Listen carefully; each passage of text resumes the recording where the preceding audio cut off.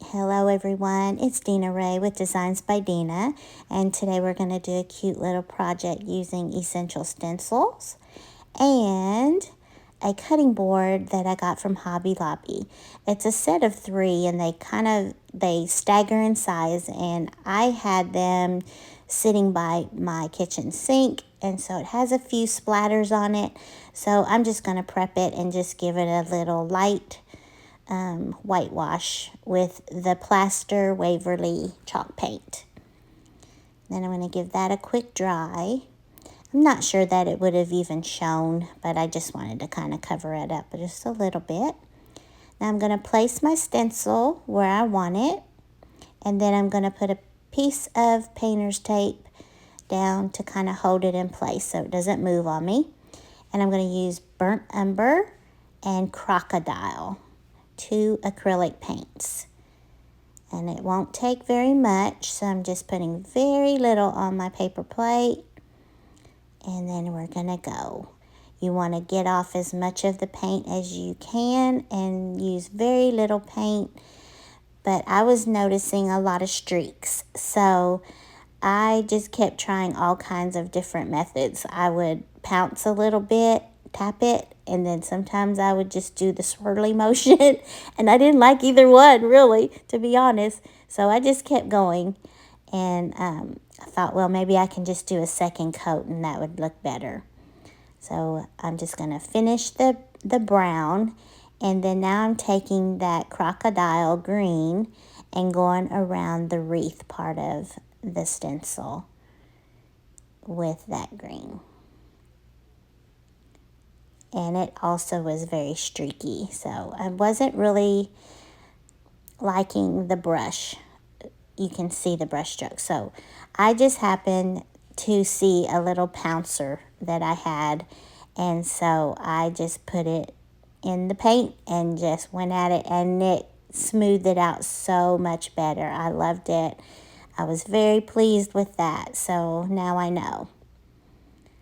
And then I didn't have an extra one handy, but I did have a makeup sponge, so I just used it to go around the green and gave it a quick dry, and there it is. There are some bleeding, of course. You can't really tell from the camera, so I didn't even have to tell you that, but anyway, I am going to go through and connect all those lines called crossing the bridges. And that's just how stencils are made. That way it can all stay together in one piece.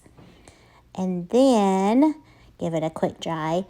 And because of all the bleeding, which you can't hardly see, I'm going to take my handheld sander, and I'm just going to go over that. And that kind of roughs it up a little bit. It also softens it, and it also makes you not see your mistakes. So I love that look anyway, and that was perfect. So now you know I'm going to make a bow. So we're going to add this bow. This is just some ribbon I got from Michael's. It's I got it at Christmas time because of the green. It's a dark hunter green as well as the wreath in that stencil. And so I'm just taking all kinds of scraps that I had just sitting around. I think there's some Dollar Tree lace in there, and then I'm trying to put that one piece of fabric in there, but it's just too wide. So I cut it in half and just tore it and made it a little thinner, and that worked a lot better. And then I'm finishing it off with that little piece. And then you just pull it out of your bow dabber and flip it over and just give it a quick tie, a double knot, make sure it won't go anywhere, and fluff it and trim it and all the things that you do with a bow. And I just thought it really went well with those colors. So then I've got to put my signature heart. So I'm finding one that's kind of like a dark bronzy color to put in the middle, and there it is. Thank y'all so much for watching. I hope y'all have a blessed day, and if you haven't already, please follow Designs by Dina.